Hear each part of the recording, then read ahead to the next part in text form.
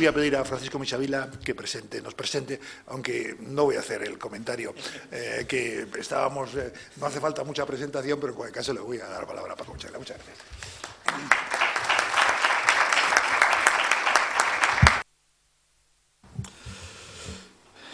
Bueno, siguiendo con el hilo de las palabras del rector, mi presentación de nuestro conferenciante va a ser muy breve por los motivos que de forma implícita decía Javier Uceda. Miren, yo en primer lugar déjenme que os diga que es una satisfacción encontrarme en la Universidad Politécnica de Madrid en un acto que organiza la cátedra con mi querido amigo Jordi Sevilla. Nos habíamos visto en actividades universitarias, pero sobre todo en el ámbito valenciano de la Jaume I. Pero hoy nos vemos aquí y esto me llena de satisfacción. Tengo que decir que cuando le propuse dar esta conferencia, por su parte no hubo nada más que facilidades y disponibilidad, por lo tanto, en primer lugar, agradecimiento. Jordi Sevilla tiene una trayectoria pública que no necesita que yo la recuerde ahora ni que sea prolijo en la misma. Pero que este tema de hoy sea planteado por un economista como él y con su trayectoria le da valor al debate y a la reflexión que va a seguir. Su trayectoria profesional y su trayectoria política, como digo, es conocida y en el ámbito de la acción pública pues es su tarea como ministro, previamente trabajando con Pedro Solbes, otro querido ilustre valenciano, y en el Ministerio de Agricultura o Economía y Hacienda, y después en el Grupo Parlamentario Socialista, fue 9 años diputado como ministro. Yo creo que los resultados están ahí, son conocidos y basta simplemente acudir a los medios de comunicación o recordar sus innumerables apariciones. Retomada su vida profesional, ejercicio de la economía, pues también la brillante le sigue acompañando. Pues yo creo que en el caso de Jordi hay 3 palabras. Yo estaba oyendo a Javier Uceda y decía, bueno, ¿con qué palabras resumiría él? Aunque no lo necesita, porque ustedes lo que quieren es oírle y nada más. Pero yo creo que se puede decir con 3 palabras que Jordi es brillante, es sólido y es innovador. Como político y como persona de proyección pública hemos visto su brillantez, cómo ha sabido explicar las cosas con claridad y sabiendo llegar a la gente y con convicción. La solidez, siempre he tenido la sensación cuando explicaba un tema que como ministro impulsaba o en otros ámbitos de su vida pública, como que ese tema estaba en buenas manos. Esa es la solidez. Y también es innovador. Siempre se ha propuesto, y recuerdo en administraciones públicas, algunas de las iniciativas que tuvo fueron de innovación, de modernidad, de dar saltos adelante en la gestión de lo público. Bueno, pues desde esa óptica y desde esa calidad humana, en primer lugar, y profesional, además, pues me parece que es muy interesante que ahora le escuchemos para hablar, para centrar el tema, para iniciar el proceso de reflexión que empezamos. Me decía Jordi al principio que si habría preguntas, he dicho que sí, que por supuesto, están ustedes invitados a todas las preguntas dentro del plan horario que hay, pero todas las preguntas que quieran o que puedan, aparte de que con la colaboración de Francesc Esteve, ahí arriba está recogiendo las preguntas que nos lleguen por Internet y algunas que ya en la propia página se han puesto en los días anteriores. Entonces, sin más, Jordi Sevilla, cuando quieras. Muy bien.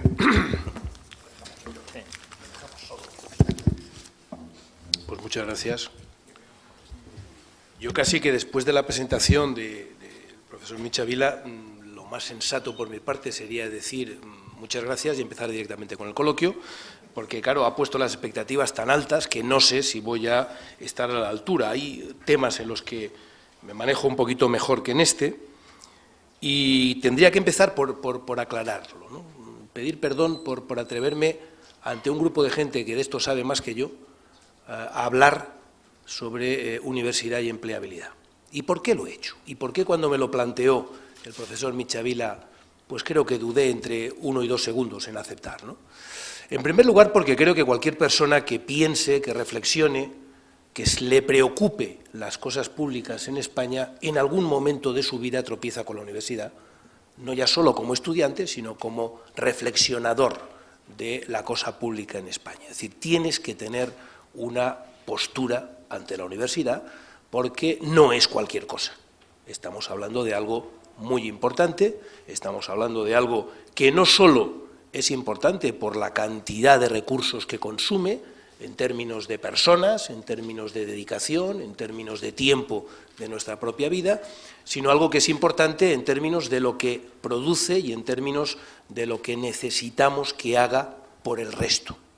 Y por tanto, como a mí me gusta pensar en las cosas públicas, me gusta pensar en cómo mejorar la convivencia, en cómo hacer que la vida en común sea mejor a través de cambios y reformas, pues pensé que esta era una buena excusa para obligarme a mí mismo a poner en orden algunas de mis ideas o de mis errores o de mis confusiones sobre la cosa universitaria.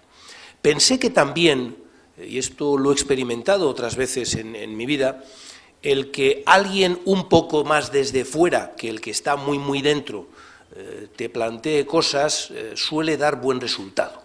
Es decir, creo que el Cándido de Voltaire, que te pregunta las cosas obvias, de vez en cuando, no puedes estar todos los días así, pero una vez cada X tiempo hacerlo no viene mal, porque a veces nos acostumbramos a dar por hecho cosas que no siempre deberíamos de dar por hecho y que deberíamos de ser conscientes que la costumbre no debe de convertirse en hábito. Y aquí siempre cito una anécdota que creo que viene muy al cuento de una entrevista que le hicieron a Juan Benet cuando ya era, en fin, venerable, y le preguntaba a la joven entrevistadora, está usted muy bien, ¿no? Se encuentra muy bien, ¿no? Y Juan Benet decía, sí, la verdad es que para los años que tengo me encuentro muy bien.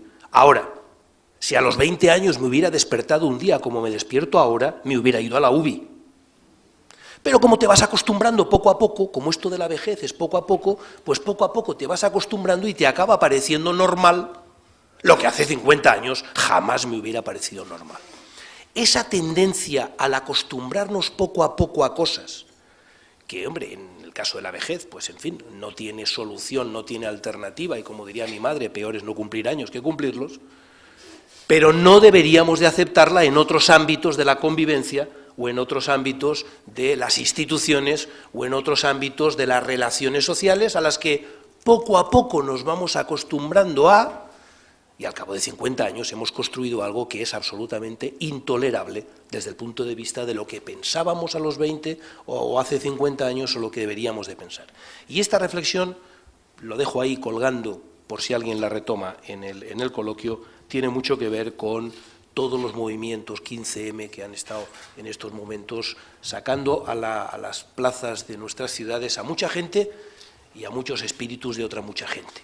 Una cierta sensación de que no podemos seguir acostumbrándonos a lo que poco a poco nos hemos ido acostumbrando. Y también en la universidad. Y en segundo lugar, porque creo que una de las características negativas por las que estamos pasando en este momento como país no es ya tanto lo que, en fin, hace muchos años decía Ortega de los particularismos, el que cada uno solo se preocupe de lo suyo, y esto no solo lo tenemos que entender en clave territorial, como se suele entender, sino en clave de los controladores aéreos que solo se preocupan de lo suyo, o de los médicos que solo se preocupan de los suyos, o de los catedráticos que solo se preocupen de los suyos, sino la sensación de que hemos llegado a un punto en el cual, como país, o damos un salto adelante en el contexto global en el que nos movemos ahora, que no lo hemos elegido, pero es en el que nos movemos, o damos un salto adelante que implique grandes transformaciones y grandes cambios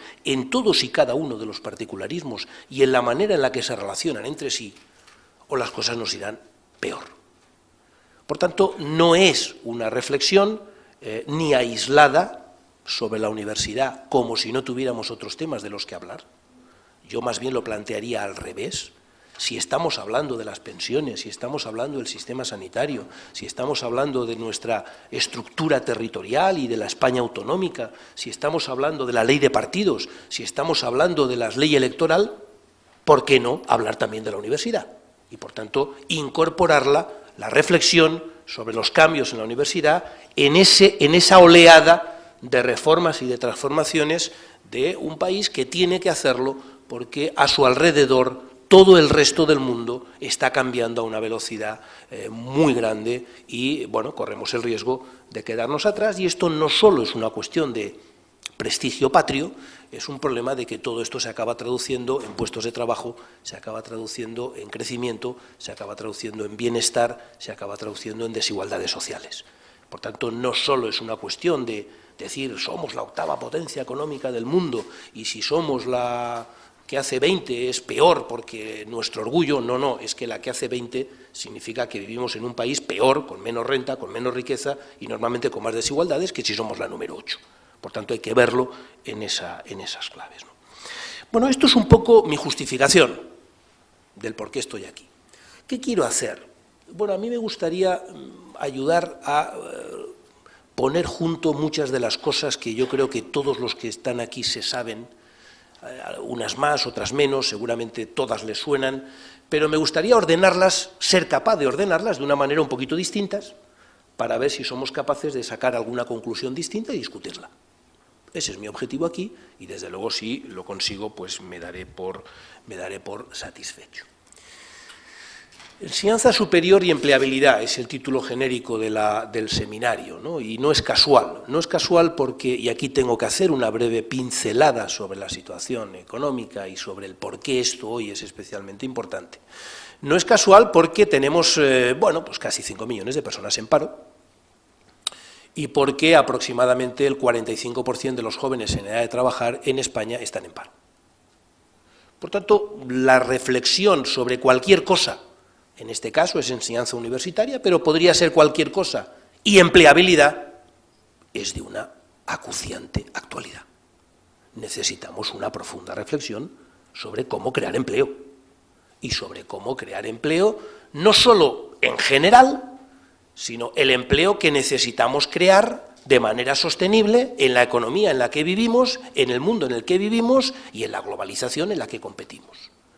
Por tanto, es una reflexión genérica de gran actualidad en la que tenemos ya que empezar a contextualizar el tipo de empleo que necesitamos crear, muy orientado a los parados que tenemos y muy orientado a la economía en la que ese empleo tiene que rendir sus frutos. Y esto podemos cada uno tener nuestra opinión al respecto de si la globalización se ha hecho bien, se ha hecho mal, si debería de controlarse o no los movimientos de capitales. Yo tengo mi opinión al respecto. Deberíamos de tener una reflexión profunda sobre las transformaciones en la gobernanza de la globalización. Es muy necesario hacer esas transformaciones, pero mientras tanto basta ir al puerto de Valencia o al de Barcelona y te das cuenta la cantidad de contenedores que día tras día llegan de China, de Tailandia, de Vietnam, de Sudáfrica, de Brasil. Es decir, mientras nosotros reflexionamos, otros están ya tomando posiciones y al final ese toma de posiciones significa que nuestro desempleo sube y que se está produciendo un gran desajuste entre la manera en la que como país ordenamos nuestros recursos para producir y lo que desde fuera nos permiten hacer, nos demandan hacer o nos posibilitan hacer. Por tanto, yo no quiero perder ese contexto, porque cualquier reflexión que tengamos que hacer sobre estos asuntos tiene que ser un poco en el aquí y ahora, al menos un poco. Luego me permitiré la cursilería de citar a Ortega y Gasset, que no es de aquí y ahora, aunque a veces sorprende que mucha parte, en mi opinión, de su reflexión podría aplicarse también aquí y ahora. Estamos, además, en un momento en el cual los mecanismos tradicionales de respuesta de nuestra economía a una situación de crisis como esa no funcionan. Por dos cosas. Primero, porque algunos no los tenemos. No tenemos peseta, no tenemos moneda única. Y, por tanto, no podemos hacer lo que en otras ocasiones hemos hecho cuando hay una crisis de esta magnitud, que es devaluar, que es una manera de hacer trampas al solitario, pero que suele acabar funcionando, suele acabar por lo menos a corto plazo dándote un cierto respiro y dándote una cierta capacidad de reacción y de ajuste a lo que representa cualquier crisis, que es un gran cambio y un empobrecimiento, a las dos cosas. Cambio al que te has de adaptar, empobrecimiento al que te has de adaptar. No podemos devaluar.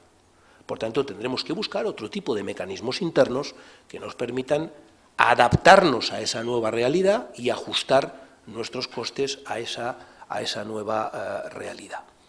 Y significa también una transformación en un mecanismo nuevo.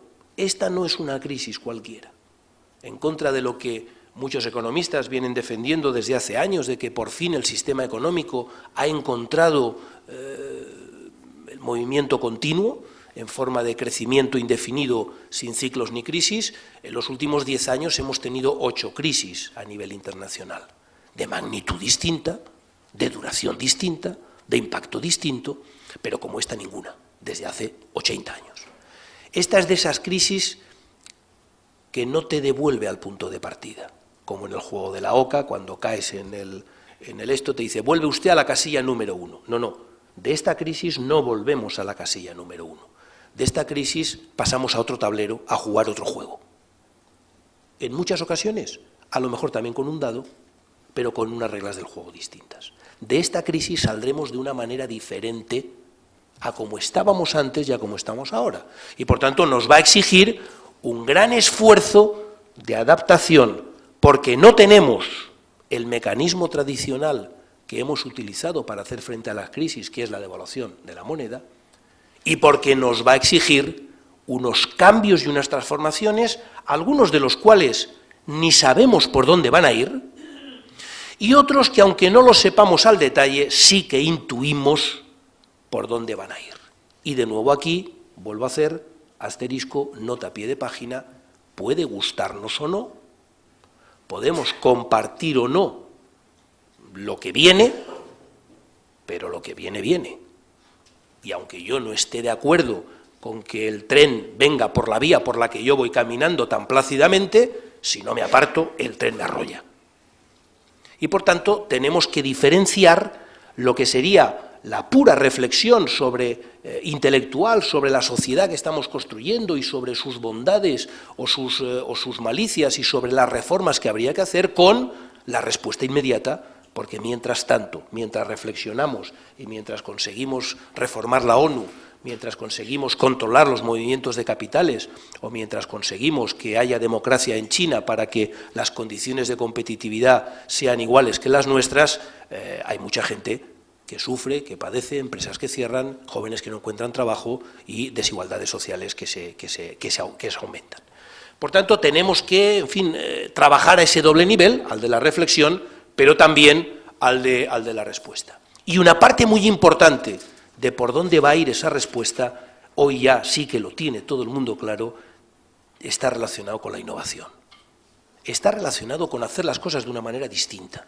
Está relacionado con instalar un modelo productivo en el que no solo compitamos a nivel internacional por hacer las cosas más baratas, sino por hacer las cosas mejor. Y por tanto, el vector de cualquier modelo productivo, que es la innovación, insisto en la innovación, la I pequeña, va a ser clave para reposicionar a España en el contexto de la post-crisis mundial. Y claro, cuando miramos a nuestras propias fuerzas, nos miramos hacia adentro y decimos, bueno, y si necesitamos innovación, más allá de los debates que también podemos tener de qué es innovación y cómo se relaciona la I pequeña con la I grande, etcétera, etcétera, pero es evidente que cuando miramos a ver de dónde podemos sacar fuerzas motoras de la innovación que va a ser clave para esa transformación económica, pues la universidad surge por todas partes y de manera muy destacada. Y eso es otra manera de aproximarnos a la necesidad que tenemos de replantearnos, revisitar nuestras universidades para ver si, están haciendo todo lo que se les pide desde el resto de la sociedad para que nos ayuden en un momento de crisis y de cambio tan importante como el que tenemos en este momento. Y yo creo que eso es un factor, desde mi punto de vista, diferencial de este momento a hace 10, 15, 20 o 25 años, donde posiblemente, lo voy a decir de una manera un poco y si a alguien le molesta lo retiro inmediatamente, pero donde a lo mejor pues lo que pasara en la universidad importaba menos fuera de la universidad. Es decir, habría más margen de tolerancia social para que, bueno, pues la universidad fuera a su bola, la autonomía universitaria, se lo guisaran y se lo comieran. Bueno, bien, mientras no pidieran demasiado dinero, allá va. Pero es que en este momento esto ya no es posible. Y ya no lo digo solo por cuestiones internas de la universidad y los propios cambios que se están produciendo en el ámbito del espacio educativo europeo, sino porque el resto de la sociedad necesita desesperadamente una universidad que la entienda y que esté dispuesta a arrimar el hombro en al menos dos de los temas claves para mejorar la posición competitiva de nuestro país, es decir, el bienestar y reducir las desigualdades sociales, que es la formación y la innovación.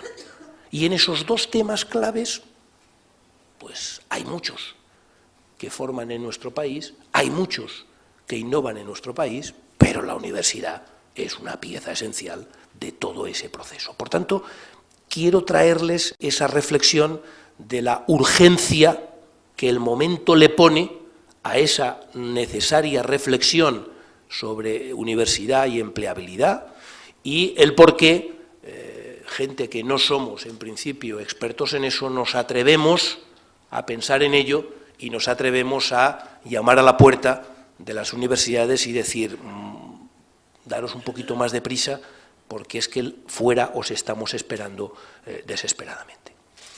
Entrando ya un poco más en materia, y ahí prácticamente todo lo que voy a decir pues es conocido, pero como digo, intentaré ordenarlo de una manera que pueda facilitar el debate. Yo creo que la relación entre la universidad y la empleabilidad tiene dos maneras de abordarlas. En fin, yo soy economista, ¿qué le vamos a hacer? Que es la oferta y la demanda, claro. Es decir, lo que ofrece la universidad y lo que demanda el mundo que contrata a los universitarios, es decir, el mundo económico en sentido estricto, ¿no? Y yo creo que ahí hay dos formas a través de las cuales la universidad puede facilitar la empleabilidad, entendiendo, he visto muchas definiciones de empleabilidad, me he quedado con una, que es algo así como el conjunto de logros, capacidades y habilidades que permiten obtener y mantener un empleo adecuado a la formación. Hay otras muchas seguro, pero bueno, a mí esta es la que me ha parecido más adecuada a los fines de esta conferencia, ¿no? Hay dos maneras, como digo, a través de las cuales la universidad puede prestar oídos a esa demanda, a ese clamor de la ciudadanía de échanos una mano en empleabilidad, en formación y en innovación. Una de ellas es efectivamente adecuando su oferta educativa, su conjunto de saberes, habilidades y logros que facilita a los estudiantes, adecuarlos a lo que van a necesitar cuando salen fuera. Y este es un debate, antes se ha planteado, seguramente es un debate que desde la primera universidad que se creó, que por cierto podría ser una especie de formación profesional, porque era una universidad que, si no estoy confundido, iba dirigida a formar médicos, no intelectuales de la medicina, médicos, gente que supiera curar. Seguramente este debate ha estado pendiente. ¿Dónde queda uno y dónde queda otro? Todos hemos pasado por épocas en las que hemos visto anuncios en prensa en las que cada vez más las empresas solicitan licenciados universitarios. Cuando yo terminé en Valencia decía abstenerse los de Valencia, en económicas, porque lo único que quiero es, bueno, unas ciertas garantías de que sepan leer, escribir, sumar, restar y razonar, que yo ya los formaré. ¿Cuántas veces no hemos oído, correcta o incorrectamente, esa idea de, bueno, pido licenciados universitarios, como les puedo pedir, como además hago así para 3 puestos y tengo 3.000 ofertas, pues les puedo pedir que hagan el pino y que además hagan 100 flexiones si quiero, porque es un problema de seleccionar a los que considero que se pueden adecuar mejor ¿a qué? ¿Al puesto de trabajo? No, a lo que yo luego le voy a enseñar dentro. Si ese es un modelo, en el cual, bueno, pues la universidad queda reducida o engrandecida, cada uno como lo vea, a, bueno, pues una especie de formación básica, una educación superior básica, por entendernos, que luego se perfecciona directamente en la empresa, que yo ya sé lo que necesito que aprendan, ¿no? Hay otro modelo que es el de decir, bueno, vamos a intentar aproximarnos un poco más al nivel de saberes y de conocimientos que demanda la empresa y vamos a intentar formar en la universidad, es decir, hacer desde la universidad una parte del trayecto y del recorrido que posteriormente tiene que hacer la persona que sale en las empresas. Pero cualquiera de los dos modelos que da lugar a dos, digamos, programas educativos con diferencias, pero cualquiera de los dos modelos comparte una cosa, y es que tienes que estar mirando fuera para ver lo que enseñas dentro. No puedes plantearte lo que enseñas dentro como si no tuviera nada que ver con lo que pasa afuera. Por tanto, puedes decidir, yo hago una educación superior básica suficientemente adecuada como para que flexiblemente puedan luego adquirir conocimientos concretos en las empresas, o puedo hacer algo más, que es andar pasos en esa dirección. Pero lo que no creo que se pueda es plantear que no tiene nada que ver la enseñanza superior y la empleabilidad, y por tanto en la tarea que tiene que tener la universidad no tiene por qué relacionarse con la empleabilidad. Y aquí ya nos nota a pie de página, un pequeño paréntesis, cursi, me voy a Ortega.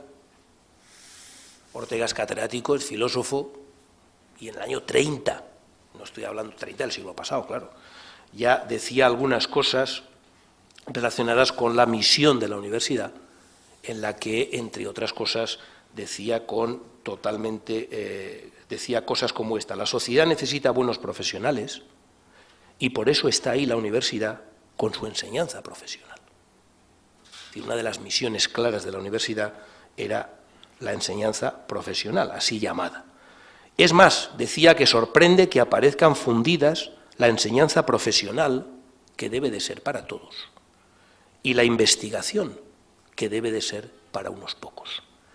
Y es más, decía, ha sido desastrosa la tendencia que ha llevado al predominio de la investigación en la universidad.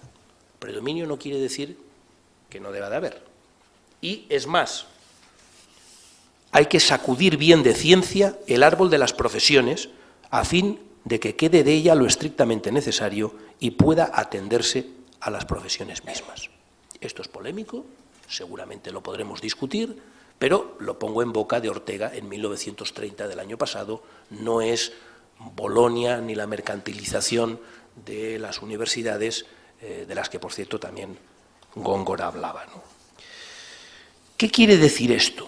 Quiere decir que esta preocupación por tener claro cuáles son las distintas misiones de la universidad y tener claro cuáles son las distintas preparaciones y estructuraciones que se tienen que hacer para responder a las distintas misiones es fundamental. Y que en contra, y en fin, yo también he estado en la universidad, en contra de esa cierta sensación que hay en cualquier, y el que diga que no, por favor, que levante la mano, en cualquier departamento, en cualquier facultad en la que, a ver cómo lo digo de una manera, los listos son los que investigan y esto de dar clases es un coñazo. Pues lamento decirles que no, que dar clase puede ser un coñazo, pero es fundamental para la misión de la universidad. Y una buena universidad tiene que tener un buen cuadro docente de gente que sepa dar buenas clases. Si además investigan, fantástico. Y si no, pues que se contraten otros investigadores.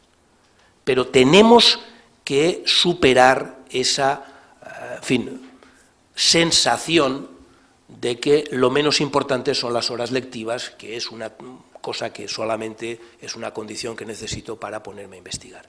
Porque la mayoría de los, en el último dato seguramente ya no es correcto, pero la mayoría del 1.400.000 jóvenes que están matriculados en las universidades españolas no quieren investigar, quieren formarse, quieren tener esa formación profesional de calidad de la que ya hablaba Ortega y Gasset en 1930 y, por tanto, tiene derecho a obtenerla. Y en muchos casos la obtiene, ¿eh? Yo he tenido magníficos profesionales, por cierto, magníficos catedráticos, muchos de ellos, además, magníficos investigadores, o sea que no es que sea incompatible. Pero yo creo que todo el mundo me ha entendido lo que estoy diciendo.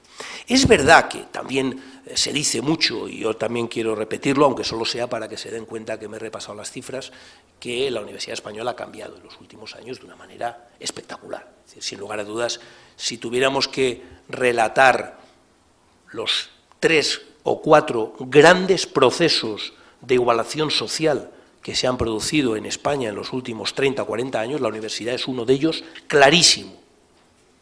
Cuando tú ves estadísticas, no ya solo de cómo en poco más de 20 años el número de estudiantes universitarios se ha duplicado, que no es así ninguna cosa cuando la población no se ha duplicado. Por tanto, es evidente que ha habido un incremento muy fuerte de desviación en el sentido de que se han desviado hacia la universidad jóvenes que antes no iban a la universidad, pero cuando además ves datos de que aproximadamente el 40% de universitarios pues son hijos de trabajadores manuales, es decir, hay un proceso clarísimo de, en fin, mi ejemplo y el de otra muchísima gente, de progresión social a través de la universidad, te das cuenta que ahí se ha producido una revolución de igualación social muy importante, que posiblemente está en la base de algunos de los desajustes que en este momento tenemos. Pero claro, también la oferta educativa ha cambiado en los últimos años, no voy a contarlo aquí, de 57 titulaciones universitarias en el curso 85-86 a 150 en el 2006-2007, 47 universidades más, pero con algunas características que seguro que en el coloquio o fuera de aquí en el pasillo todos reconocemos, pero que nos cuesta decir abiertamente donde se tiene que decir para tomar decisiones. Demasiadas universidades ofreciendo todas lo mismo y, por tanto, con una cierta sensación de que no se está buscando las sinergias oportunas. El otro día lo leí en la prensa, o sea que seguro que no soy el único que lo leyó, pero en alguna, en fin, aquello de no, se dirá el picado, pero no el pecador, pero se había hecho un trabajo en alguna facultad de una universidad, de una comunidad autónoma nuestra, y resultaba más barato y seguramente más útil becar a todos sus estudiantes en Estados Unidos que mantener abierta la facultad. Bueno, es un extremo, es un absurdo, pero todos sabemos, en fin, que en muchos otros casos lo estamos bordeando. Todo esto, ¿por qué lo digo? Lo digo porque quiero suscitar un debate luego y quiero suscitar un coloquio y quiero poner aquí lo que decimos en otros lados que no son aquí, porque si estas cosas se dicen donde se tienen que decir, se tienen que tomar ahí las decisiones. Dicho de otra forma, hay una clara sensación de que hay un desajuste en la, digamos, oferta educativa que ofrecen nuestras universidades, pero ya no un desajuste con el mercado, sino un desajuste entre ellas mismas. Es decir, muchas veces estamos ofreciendo lo mismo, estamos compitiendo lo mismo y seguramente sin ser capaces de sacar con esta competencia todo el valor que deberíamos de sacarles. Es verdad que hay datos suficientemente conocidos, el nivel de empleabilidad se incrementa con el nivel de formación, eso es un dato constatado, el nivel de salario se incrementa con el nivel de formación, es otro dato constatado y, por tanto, pues a mejor formación, normalmente más fácil encontrar empleo, más difícil quedarte en paro y a largo plazo o a medio plazo más probabilidad de obtener mejores remuneraciones. Por tanto, una vez dicho eso, que es así, que en fin, es incuestionable, vamos ahora un poquito a la letra pequeña, ¿no? Porque, claro, empiezas a darte cuenta también, cuando veis cifras, estadísticas, estudios, empiezas a darte cuenta de algunas cosas, como que el tiempo que tarda en encontrar empleo un universitario español es el doble que el que tarda un universitario europeo. Empiezas también a mirar que una parte muy importante, que en torno al 20%, esto, en fin, todo con pinzas, porque yo he visto los estudios que he visto y seguro que hay algunos otros que dicen que en lugar del 20 es el 19,5 o el 21,3, a efectos de mi argumentación me da lo mismo, pero que el 20% de universitarios que trabajan no están en puestos para los que tengan la preparación adecuada, sino más bien están sobrecualificados y, por tanto, ha habido un importante desperdicio en ese sentido, ¿no?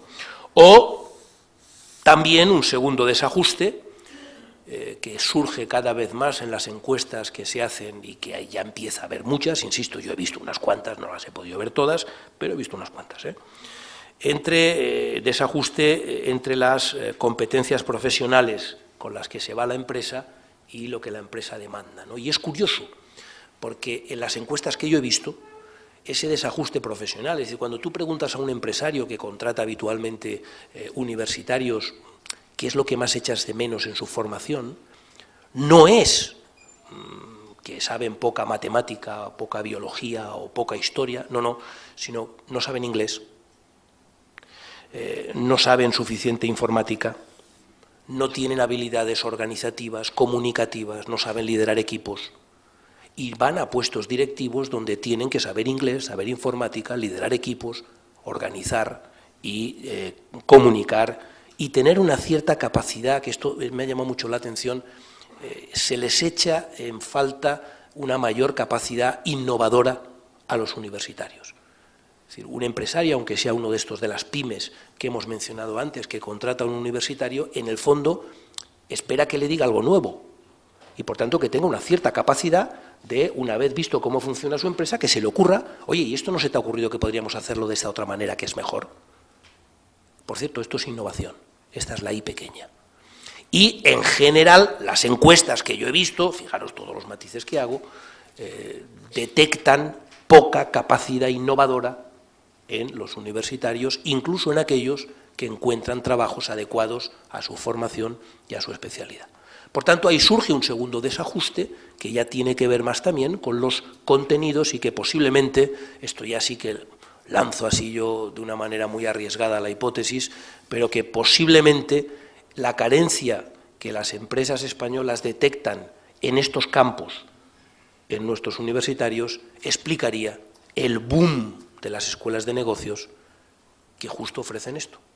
Mayoritariamente lo que ofrecen es lo que la universidad no ofrece y nadie sabe por qué no lo ofrece, porque lo podría ofrecer perfectamente si se organizara de otra manera, ¿no?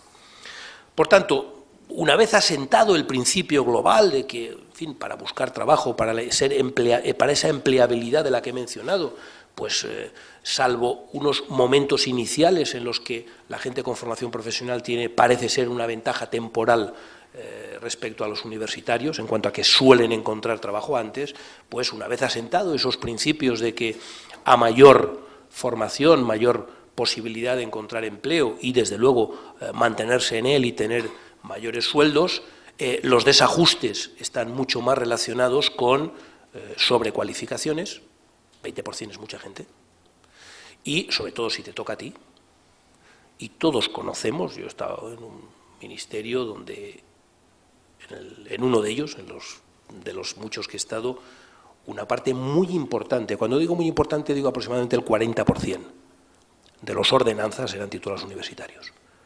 Es verdad que en muchos casos se habían sacado la carrera siendo ordenanzas, es decir, el proceso había sido el inverso, pero una vez sacado el título seguían de ordenanzas, porque no habían sido capaces de encontrar otra cosa mejor. Pero, en fin, esto ya podemos considerarlo, si queréis, en el ámbito de las anécdotas, pero bueno, de las anécdotas que cuando le pones a ese 20% de sobrecualificación rostros, pues parece que te mueve a que tienes que responder con mayor urgencia, ¿no?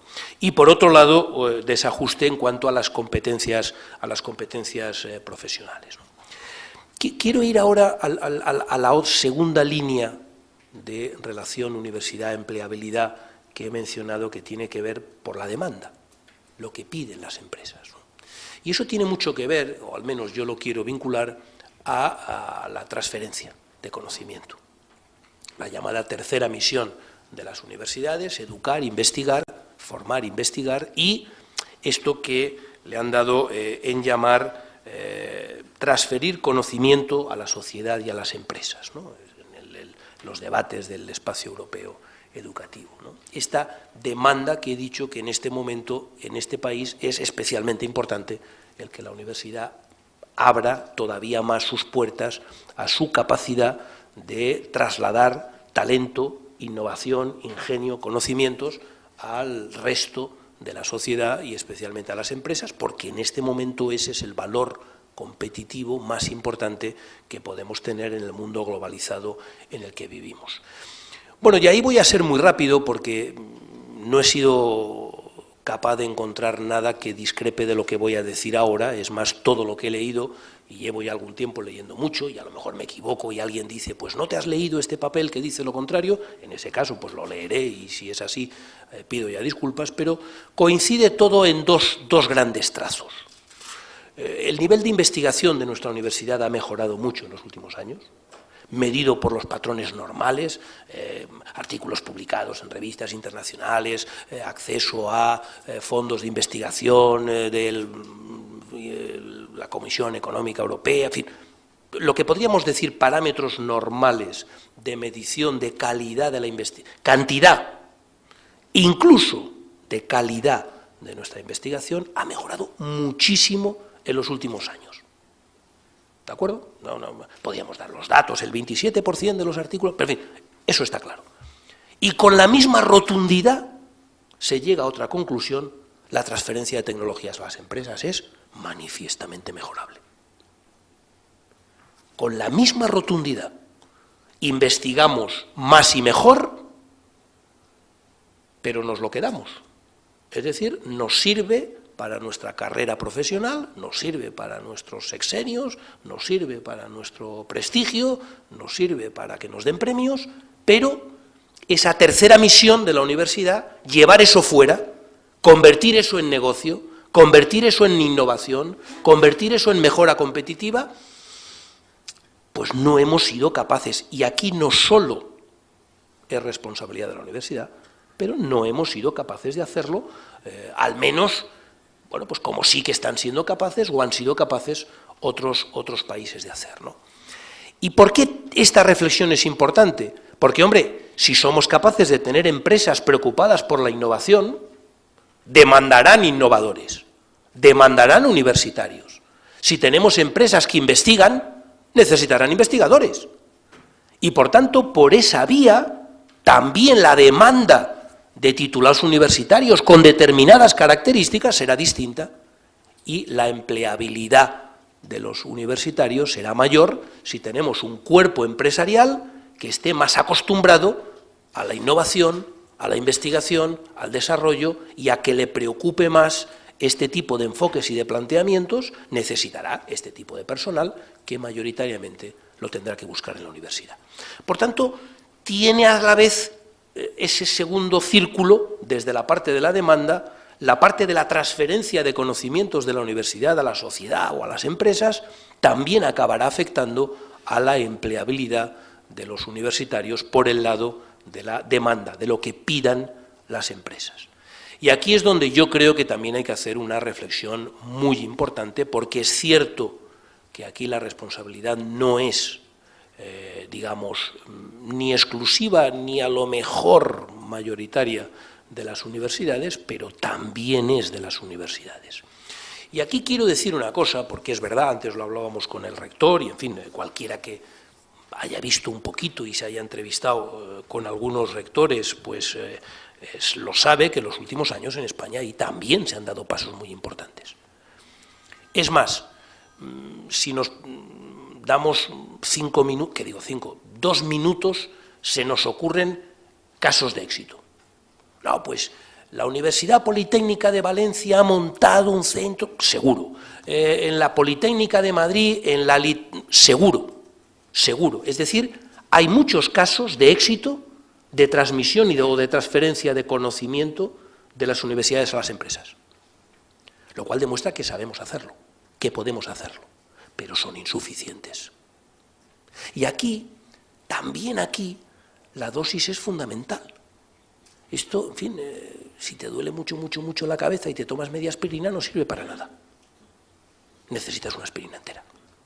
Si la necesidad que tenemos como país, como economía, como empresas, de obtener innovación procedente del conocimiento de la universidad es enorme, y todo lo que podemos ofrecer son 3 casos de éxito y dos spin-off que han funcionado bien, está muy bien, porque, insisto, demuestra que sabemos hacerlo y que podemos hacerlo, pero no nos va a curar el dolor de cabeza, no nos va a curar la necesidad que tenemos de demanda tan grande de este tipo de información y de conocimientos.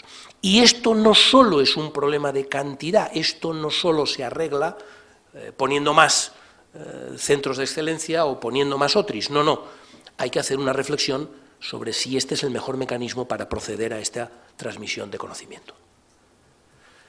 A veces lo que funciona a pequeña escala no siempre funciona a gran escala, o desde luego no funciona, en fin, este es un principio de la física bastante claro, no siempre funciona con las mismas reglas.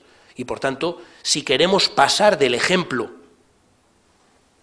a la regla, a la que sea habitual, normal, común, en las proporciones en las que ocurre en otros países, la transferencia de conocimientos entre universidad y empresa, incluso el ir y venir de investigadores de la universidad a la empresa con normalidad, puede que no solo sea un problema de dinero, puede que no sea solo un problema de cantidad, sino que a lo mejor los mecanismos y los cortocircuitos que en este momento están impidiendo que eso ocurra, hay que restaurarlos y hay que arreglarlos. Y por tanto hay que empezar, por ejemplo, por evaluar lo que está funcionando y lo que no está funcionando. La evaluación es una de mis obsesiones, porque vivimos en un país en el que hacemos mucho pero evaluamos poco, con lo cual no sabemos lo que hacemos. Esto vale para los presupuestos públicos, ahora lo estamos viendo, perdonadme este excurso, con los recortes que se anuncian en las comunidades autónomas y te ponen una retahíla de políticas a recortar y yo siempre pregunto lo mismo, ¿y por qué estas y no otras? ¿Simplemente porque es más fácil?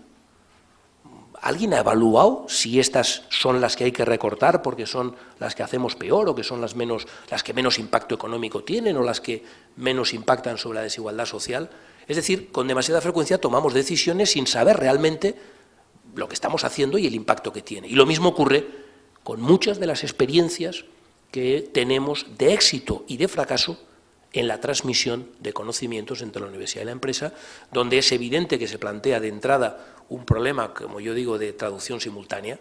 Normalmente el lenguaje que se habla es distinto y hace falta un traductor simultáneo, pero también un problema de que si quisiéramos hacerlo a gran escala, a lo mejor no es un problema de hacer un parque tecnológico más grande, sino que a lo mejor los mecanismos a través de los cuales se deben de hacer esa transferencia deberían de ser distintos.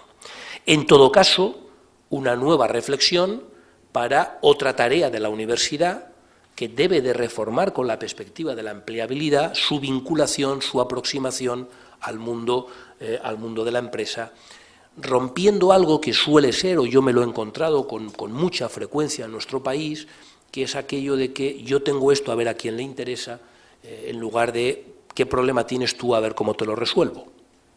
Y también hay muchos ejemplos de esto último. O sea, no me digáis aquello de, no, pues sí, hay ejemplos, el problema es que hay 3 y debería de haber 3.000.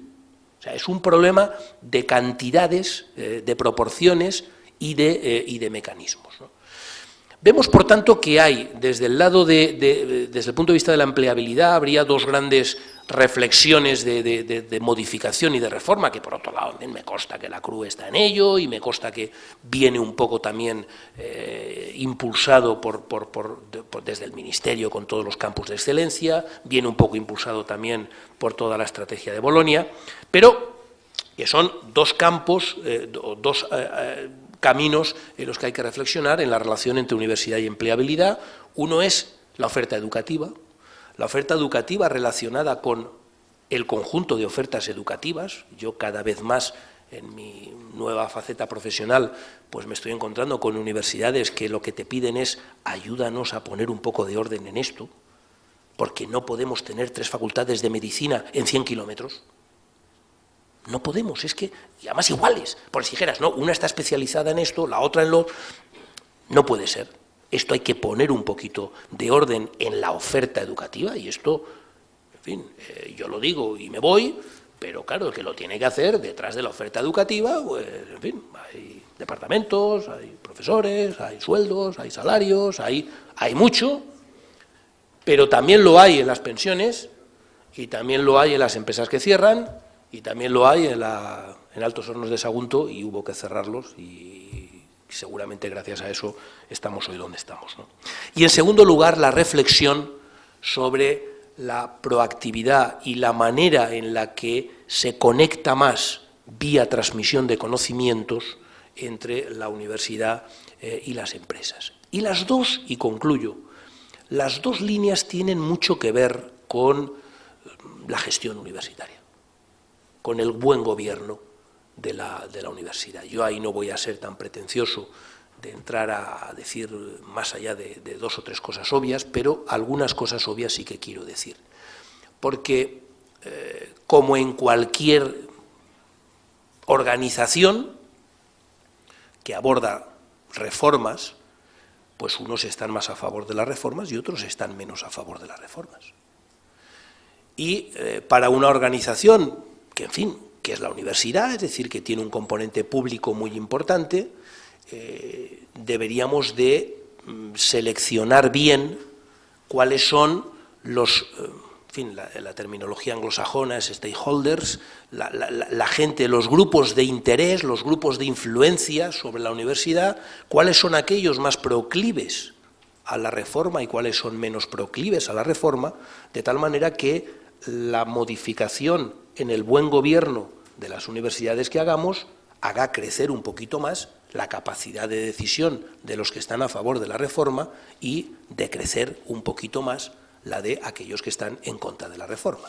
Por tanto, los cambios en los gobiernos de las universidades, en mi opinión, deben de también hacerse teniendo en cuenta esta necesaria reforma que se tiene que proceder en estos dos grandes ámbitos, lo que es la oferta educativa y lo que es la transmisión del conocimiento, detectando cuáles son los grupos de interés que tienen que ver con la universidad más proclives a estas reformas y darles más peso en las reformas de gobierno de las empresas. Sobre esto, en fin, no hay mucho que yo haya conocido, pero hay algunos trabajos de encuestas sobre stakeholders y sobre los grupos de interés y, por tanto, en qué sentido debería de ir esta reforma, que creo que al menos merecerían, estoy seguro que así es, pero en fin, merecerían una cierta reflexión. Bueno, concluyo. Yo no sé si he cumplido lo que he dicho, en el sentido de no decirles nada nuevo, pero sí por lo menos intentar ordenar algunas de las cosas que todos nos decimos, casi más cuando estamos fuera que cuando estamos dentro. Este es un defecto global de este país. Yo he sido diputado muchos años y siempre he dicho que si los diputados habláramos en la tribuna como hablamos en la cafetería, España iría mejor. Porque les aseguro que los diputados es gente muy sensata en su inmensa mayoría y conocen los problemas exactamente igual que el resto de los ciudadanos, pero nos subimos a la tribuna y se nos cambia el chip. Bueno, no me gustaría que eso pasara también en el ámbito universitario, que en privado nos decimos unas cosas, pero cuando nos reunimos formalmente se nos cambia el chip. Y creo que en ese sentido el ser capaces de atender a esa llamada que la sociedad española en este momento está haciendo a la universidad, esa llamada de ayuda, necesitamos la ayuda de la universidad, necesitamos que mejore la formación de las personas que pasan por la universidad, necesitamos que se involucren más con el tipo de formación que necesitamos en una economía competitiva como esta, necesitamos que se involucren más en la transmisión de conocimientos, necesitamos que de alguna manera sentir el aliento, el impulso de las universidades españolas como una pieza importante de una transformación que se está produciendo en España, en la que desgraciadamente nos sobran demasiados frenos de mano echados y necesitamos de vez en cuando a alguien que pegue un pequeño acelerón, y yo creo que ahí en este momento y por las características que he diseñado, las universidades deberían de estar llamadas a dar ese pequeño acelerón. A ello les insto. Gracias.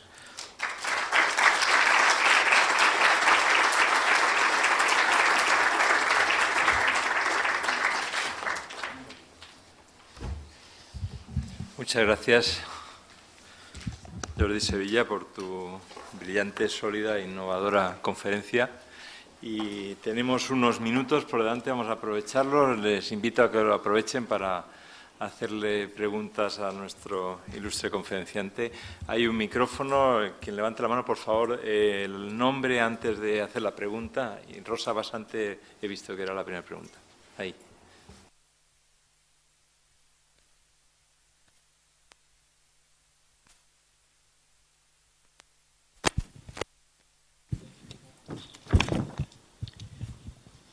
Bueno, gracias, doctor Michavila. Bueno, yo tengo que felicitarle, pero muy sinceramente, porque me ha gustado muchísimo su brillante disertación, sobre todo, como ha dicho el doctor Michavila, sólida, innovadora, y no puedo estar más en acuerdo con casi todo lo que ha dicho. El tema que a mí me preocupa ahora es cómo hacer posible lo deseable. Es decir, José Bergamín decía que existir es pensar y pensar es comprometerse. Y nosotros todos son nuevos tiempos y a nuevos tiempos nuevas respuestas. Hemos de comprometernos. Usted ha dicho una cosa en la que estoy totalmente de acuerdo y que quizá eso es un mal actual de la universidad, que es el exceso de investigación ponderado con respecto a la docencia. No puedo estar más en acuerdo con eso, que hoy día los jóvenes profesores no quieren enseñar, quieren investigar. Pero eso es una cuestión que se deriva del sistema. Es decir, cuando uno quiere ascender por los llamados méritos investigadores, se abandona la docencia. Yo creo que ese mal debería ser corregido, entiendo yo. Y por lo que usted ha dicho de la reflexión final, estoy de acuerdo en toda la reflexión y hasta el epílogo. Pero, ¿qué podríamos hacer los que todavía estamos al final de nuestro camino en la universidad para poder contribuir a esa mejora que yo considero tan necesaria como la necesidad de adecuarnos a la misma? Gracias y le felicito, reitero mi felicitación por su brillante disertación. Jordi, si te parece bien, vamos a hacer una cosa. Vamos a hacerlo por bloque de 3 preguntas, va a dar un poco más de agilidad y más posibilidades. Hay una palabra y luego el profesor Uceda a continuación y contesta Jordi Seri. Hola, mi nombre es Teresa González, vengo de la Universidad de La Laguna, que dirijo el Secretariado de Empleabilidad y Prácticas Externas de mi universidad. Yo me sumo a las felicitaciones del anterior ponente y comparto muchas de las ideas que ha puesto, por supuesto, pero para no repetirme, quiero ir a donde discrepo, donde por lo menos no veo tan claro lo que usted ha dicho, ¿no? O lo que tú has dicho, porque tampoco... sobre todo tú dices, bueno, la universidad, la sociedad nos pide desesperadamente que participemos. ¿Dónde miras tú para ver eso? Quizá porque yo venga de unas islas donde el tejido industrial y empresarial es muy débil, etcétera, pero realmente yo no percibo esa demanda de la sociedad. Objetivamente la veo, quiero decir, veo que como la economía no se convierta en una economía del conocimiento, como nuestros empresarios no cambien también y se conviertan más en innovadores, vamos todos mal.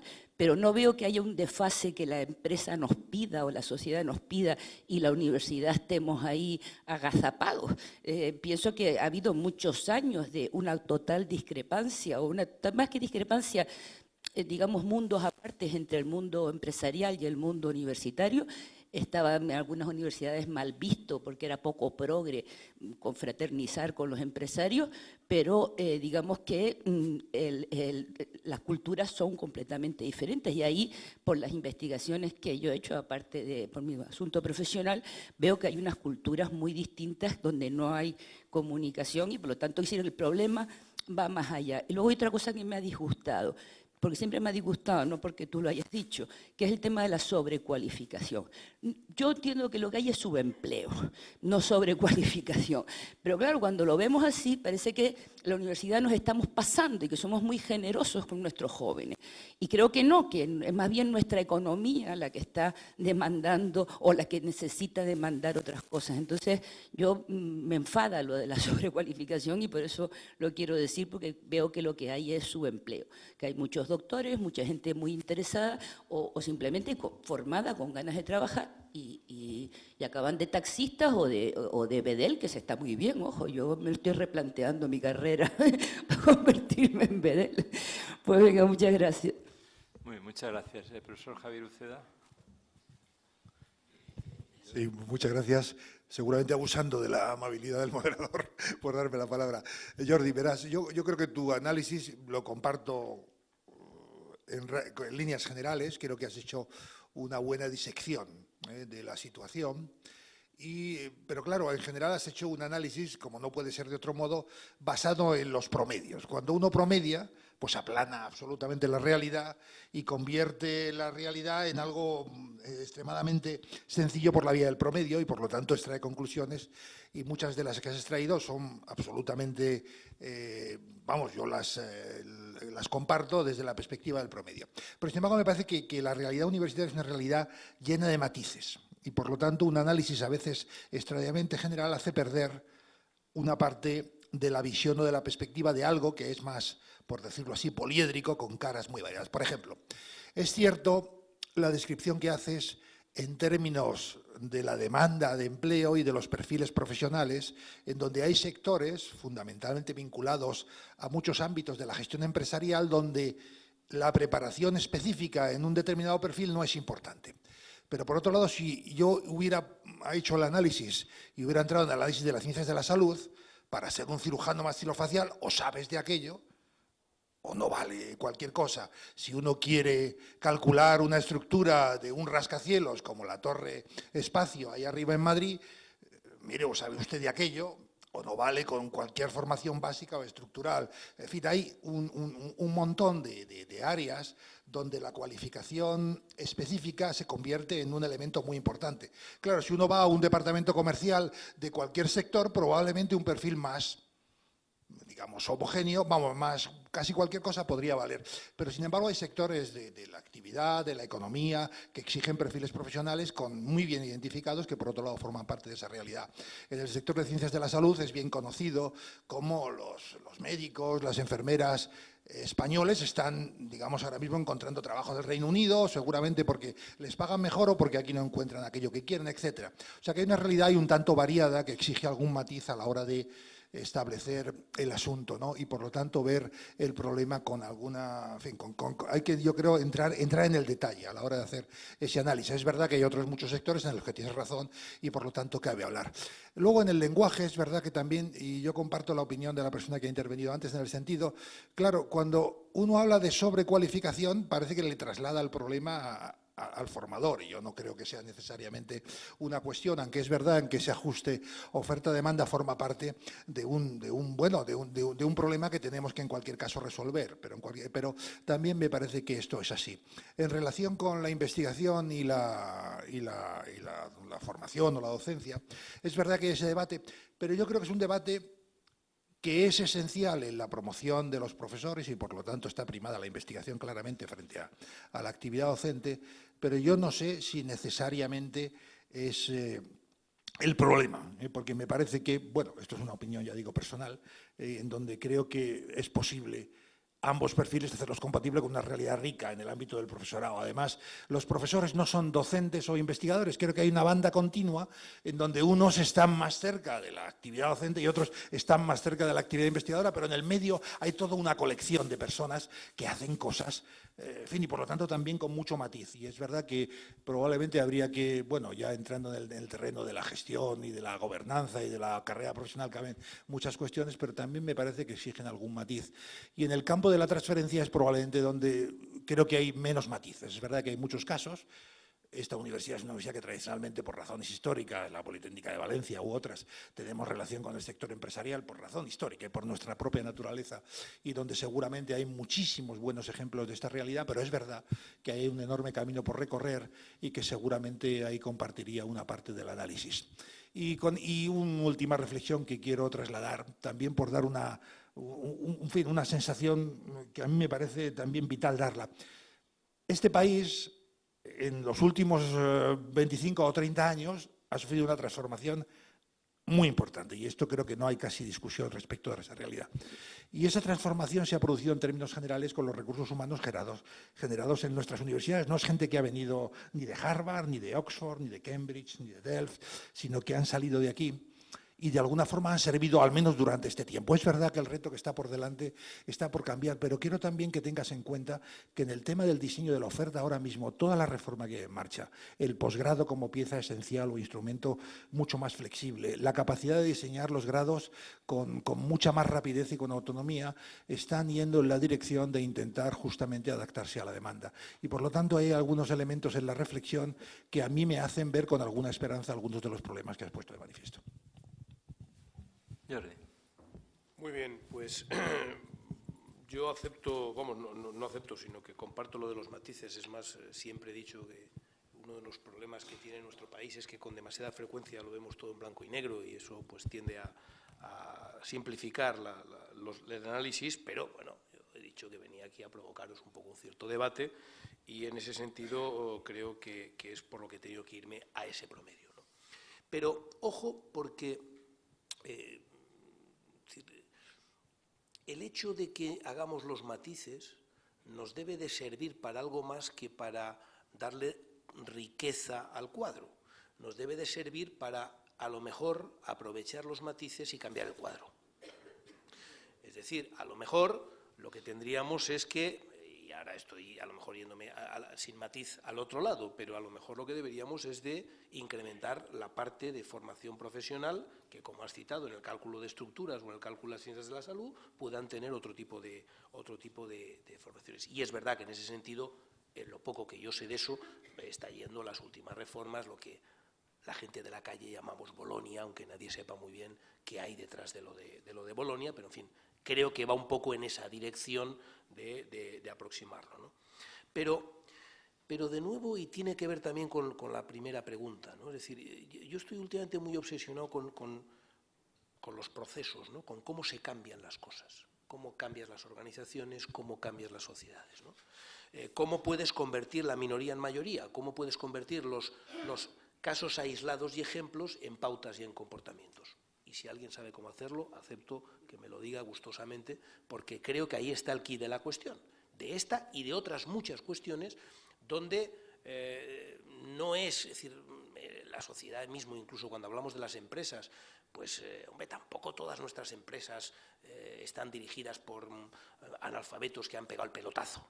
Tenemos empresarios muy buenos, tenemos gente que sabe mucho, tenemos multinacionales por primera vez en nuestra historia, tenemos... El problema es en qué proporción y quién es, permitidme otro cursilería, quién es el que acaba formando el paradigma dominante.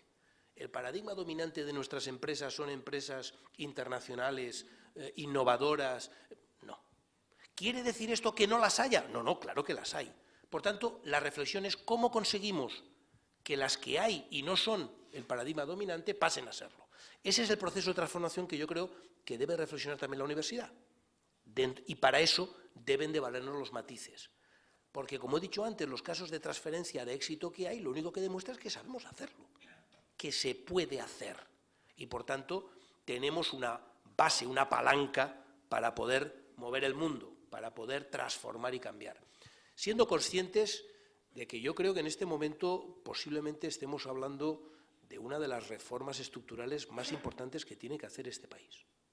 Y ahí voy a lo de dónde está la gente que lo pide, ¿no? Bueno, hay cosas que aquí me voy a los clásicos, o a lo menos a los clásicos de cuando yo era más joven, y tendría que hablar aquello de las necesidades objetivas. Es decir, este país objetivamente necesita determinadas cosas, aunque seguramente pues, no todo el mundo te pida por la calle recortes del gasto público, por ejemplo, ¿no? Es decir, hay cosas que no, o como no te pedían por la calle, cierre usted Altos Hornos de Sagunto, ¿no? Pero hay veces en las que hay una cierta necesidad objetiva y bueno, para eso se supone que están los mediadores políticos, los responsables políticos, las autoridades de cada una de las organizaciones para ser capaces de conectar con esas necesidades y hacerlo. Oye, y si se equivocan, y si aciertan, pues nos dan otros 30 años de crecimiento, de bienestar y de interacción en el mundo, ¿no? Pero ese es el proceso y por eso la pregunta primera es fundamental, ¿cómo se hace esto? Bueno, pues el día que lo sepa convocaré una rueda de prensa y lo diré a todo el mundo, ¿no? Porque lo colgaré en Internet, porque en esto creo que esto tendría que ser fuente abierta, etcétera, etcétera, ¿no? Pero sí que tengo claro cómo no se hace. Y no se hace no intentando cosas, no cambiando, no modificando, no estando dispuesto a que también aquí el mañana tiene que ser distinto del hoy y del ayer. Y en esa línea de jugar con los incentivos, dentro de lo que cabe. Yo soy funcionario y sé que no todo el mundo, su incentivo es el económico, pero todo el mundo tiene incentivos, aunque no sean el económico. Tampoco viene mal el económico, ¿eh? Por tanto, esta idea de que lo público tiene que ser cutre retributivamente, pues mire, no. a lo mejor resulta que si pagaran mejor, también la gente respondería mejor. Pero no es el único incentivo, lo cual no quiere decir que no tengas que ver cuáles son los incentivos que hacen que en este continuo entre investigador y docente, pues digamos, un magnífico docente esté al menos tan valorado y retribuido como un magnífico investigador. ¿Eso cómo se hace? Pues no lo sé, jugando con los sexenios, con los incentivos, con las retribuciones, con el propio prestigio, ¿no? Yo creo que, de todas maneras, hemos entrado con el tema de la sobrecualificación o el subempleo. De nuevo, también aquí hay que hacer matices. Porque es verdad que tenemos el mercado de trabajo que tenemos, porque tenemos el tejido empresarial que tenemos, y es obvio que si yo necesito una ordenanza en el Ministerio y me puedo permitir el lujo de tener a un abogado por el mismo precio, pues la tentación de tenerlo es muy elevada, lo cual es un drama para el país y demuestra algunas de estas disfunciones. Pero, por favor, tómenme esto como un ejemplo, lo que voy a decir ahora. Pero si tú haces 1000 abogados al año y solo te encuentran trabajo de abogados 800, pues al cabo de 3 años tienes un stock de abogados sin colocar que tienen que acabar trabajando ordenanzas. Es decir, sí que hay algo, una parte al menos de reflexión desde la oferta, no tanto desde el punto de vista de la sobrecualificación en sentido estricto de que es que les formamos demasiado bien, sino que a lo mejor esos desajustes se acaban traduciendo en subempleo o sobrecualificación, que en el fondo deberían de ser las dos caras de la misma moneda en algunos casos. En otros no, porque como bien se sabe muchas veces es muy transitorio la fase del subempleo, es decir, es muy difícil que un abogado se tire 10 años de ordenanza, es muy difícil. Acaba encontrando una salida un poco distinta y un poco mejor de administrativo. Muy bien. Vamos fuera de hora, pero no obstante, no me resisto, si me permiten, a recoger algunas de las preguntas que han llegado a través de Internet, a través de la red. El autor es José M. M sea José María, José Manuel, no lo sé, que dice: ¿qué entiende por innovación? ¿Cuál es su idea de innovar? Otra pregunta de Tomás Herrero es: dicotomía docencia-investigación. Todo el mundo dice que dar buenas clases es fundamental. ¿Cómo se traduce esto? Y otra de las que hemos recibido otros días anteriores, en la página estaban, y yo la tengo aquí, de Anabel Carrillo, que dice, una de las que ella formulaba, dice: ¿podríamos afirmar que la universidad está formando titulados para empleos inexistentes y tal vez con un coste demasiado alto? Bueno, joder, esto es otra conferencia todo, ¿no? No, globalmente yo no creo que la universidad esté formando globalmente titulados para empleos inexistentes y a un precio demasiado alto. No, así globalmente, si no tuviera que hacer matices, la respuesta es no. Ahora, en algunos casos sí, y por tanto hay que ver un poco cómo se transforma y cómo se forma esos casos, ¿no? El tema docencia e innovación yo creo que lo hemos tratado un poquito antes. Creo que tiene mucho que ver con el prestigio y tiene mucho que ver seguramente también con la tradición, ¿no? Todos los que hemos estado o han estado en universidades extranjeras, no siempre, premios Nobel de Economía que dando clases son un zote total y absoluto, O sea que no siempre, pero con mucha frecuencia coincide un buen investigador y un buen docente, o sea que no lo pensemos tampoco como necesariamente antitético, ¿no? Y la primera pregunta, esta es para nota: ¿qué es innovar? Bueno, yo reconozco que llevo al menos 2 años pensando intensamente sobre esto, innovar la I pequeña, y por tanto, en un tema en el que, como dice un economista un poco más provocador que yo incluso, en España todo el tema de la I+D+I, que nos hemos obsesionado demasiado en lo que metemos y hay que pensar más en lo que sacamos, es decir, no es tanto un debate sobre si es el 0,25, el 0,75 o el 0,33, sino realmente lo que sale de ahí. ¿Cuál es la eficiencia de ese gasto? Eficiencia en el término que uno quiera, premios Nobel o innovaciones o patentes o como lo queramos medir, y de todo habrá que medirlo, pero como lo que sacamos y no solo lo que metemos, ¿no?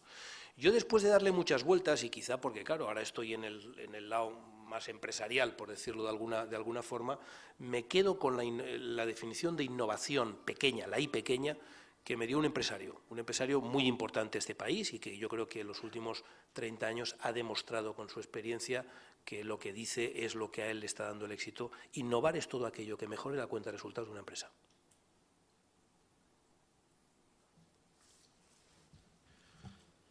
Bueno, voy a dar una última palabra. No me resisto, aunque el moderador que habla suele ser moderado, a insistir en algo que ha dicho Jordi Sevilla. Y yo recuerdo un profesor que tuve en París que decía que la mejor universidad posible era la universidad sin alumnos.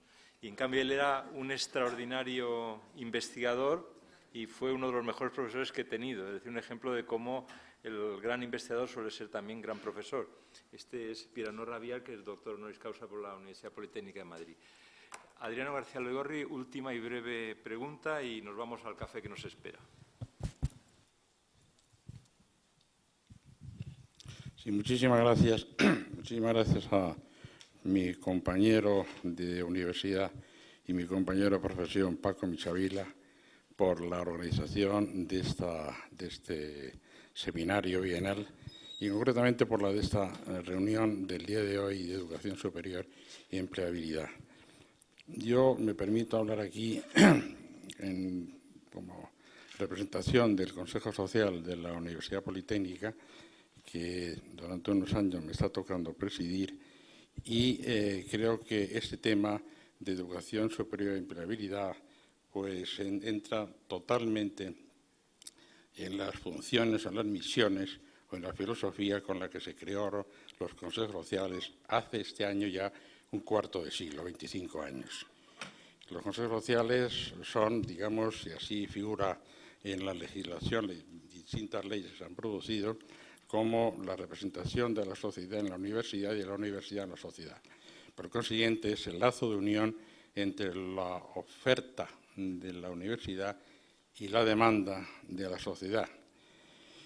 Los consejos sociales, sus funciones son de dos tipos, unas específicas muy importantes, como son, por ejemplo, la aprobación de los presupuestos y la rendición de cuentas de la universidad en la que están inmersos, y otras generales enormemente amplias, para la que sinceramente creo que desde que se crearon hasta el momento no se han podido acometer ni abordar suficientemente por distintos motivos. Uno de ellos es por la insuficiencia de mecanismos para hacerlo. En unos momentos como los actuales, donde la I+D+I y la innovación, sobre todo la transferencia de conocimientos de las universidades a la empresa, es uno de los caminos más importantes para salir de la situación en que estamos, como está ocurriendo en otros países europeos.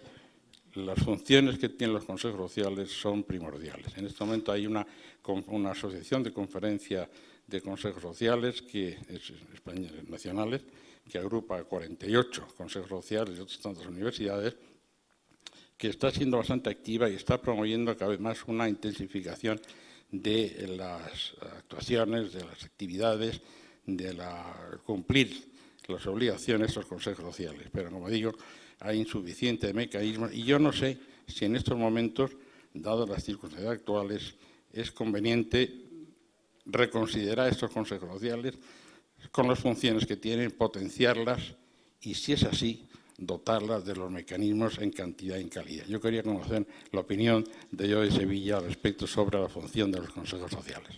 Muchas gracias. Yo creo que aquí hay que aplicar, antes lo he insinuado y ahora pues me van a tener que aguantar un minuto más para desarrollar la idea. La política de la evaluación es fundamental. Porque es verdad que llevan 25 años, es verdad todo lo que se ha dicho, pero da la impresión de que algo ha fallado en algún punto si 25 años después seguimos estando en una insatisfactoria situación respecto a lo que es la conexión y la transferencia, ¿no? Y esto solo se puede, o digamos, de manera subjetiva, saber desde dentro, o de manera objetiva, evaluar. Yo, de verdad, creé la agencia de evaluación, o sea que me lo creo de verdad. Hay que evaluar las cosas que hacemos. Las políticas públicas tienen que poderse evaluar de manera objetiva. Y pongo un ejemplo. lo he puesto muchas veces, igual alguno ya me lo ha oído, pido disculpas de antemano. Desde los pactos de la Moncloa, España ha dedicado muchísimo dinero a subvencionar cotizaciones sociales para favorecer la contratación indefinida, porque se pensaba que esa era la política que permitiría fomentar la contratación indefinida. Bueno, da la impresión que debería alguien de mirarlo, porque muchísimo dinero y seguimos teniendo el 33% de contratación temporal, a lo mejor no es ese el mejor modo de incentivar la contratación temporal.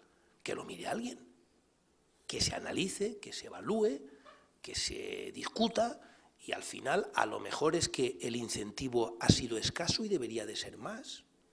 O a lo mejor es que ese dinero, en lugar de gastarlo en eso, deberíamos haberlo gastado en otra cosa para conseguir ese objetivo. Por tanto, yo lo que diría es que deberíamos de hacer lo mismo con casi todo, y en este caso con los consejos, evaluar su funcionamiento. 25 años ya dan un margen de tiempo suficiente como para ver si aquellos objetivos para los que fueron creados se ha cumplido o no, y por qué. ¿Qué es lo que ha fallado? Si es que ha fallado algo, que en fin, creo que es obvio que algo ha fallado o que algo no ha funcionado como debería, y cuáles deberían de ser los mecanismos de mejora, ¿no? Lo que no creo, y en ese sentido comparto la reflexión que estaba en la pregunta, lo que no creo es que podamos seguir otros 25 años igual. Y dentro de 25 años, pues celebrar los 50 años. Bueno, pues estará muy bien y se montará y el rey lo recibirá y dará una medalla y fantástico, pero seguiremos teniendo un problema porque el organismo o uno de los organismos creados para resolver ese problema pues se ha encontrado con obstáculos que, en lugar de tener capacidad de abordarlos y resolverlos, lo que ha ido desarrollando, y como en otros muchos casos, es una gran habilidad para soslayarlos. Y a mí eso es lo que cada vez me preocupa más de nuestro país, que estamos desarrollando, como Benet con la vejez, una gran habilidad para soslayar los problemas en lugar de para abordarlos y resolverlos. Por tanto, no puedo estar más de acuerdo con la necesidad de proceder a esa evaluación e intentar buscar ahí, detectar qué cosas deben de cambiarse para que aquello para lo que fueron creados y que sigue siendo de gran actualidad y utilidad se pueda llevar a la práctica.